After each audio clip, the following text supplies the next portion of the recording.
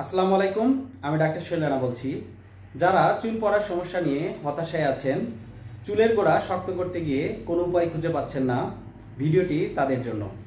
এই সমস্যার সমাধানের জন্য যা যা লাগবে: নারকেল তেল 40%, কাঠবাদামের তেল 30%, জলপাইয়ের তেল 20%, ক্যাস্টর তেল 10%, ভিটামিন ই ক্যাপসুল একটি বা চুলের পরিমাণ অনুযায়ী বেশি নেওয়া যেতে পারে।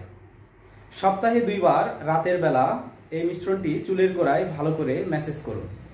পরদিন শ্যাম্পু দিয়ে ধুয়ে ফেলুন। এটি নিয়মিত ব্যবহার করলে চুলের গোড়া শক্ত হবে এবং চুল পড়া বন্ধ হবে। এটি নিয়মিত ব্যবহার। যেসব খাবার খেলে চুলের গোড়া শক্ত হয়: নিয়মিত শাকসবজি খেতে হবে, আমিষ জাতীয় খাবার খেতে হবে যেমন মাছ, মাংস, ডিম ইত্যাদি। সুষম খাবার, দুধ খেতে হবে। ভিটামিন ডি চুল পড়ার অন্যতম কারণ হতে পারে। এজন্য প্রতিদিন অন্তত 15 মিনিট রোদে থাকতে হবে। মানসিক স্বাস্থ্যের যত্ন নিতে হবে। ভিটামিন সি জাতীয় খাবার যেমন মাল্টা, কমলা লেবু ইত্যাদি খেতে হবে। প্রত্যহ ব্যায়াম করতে হবে।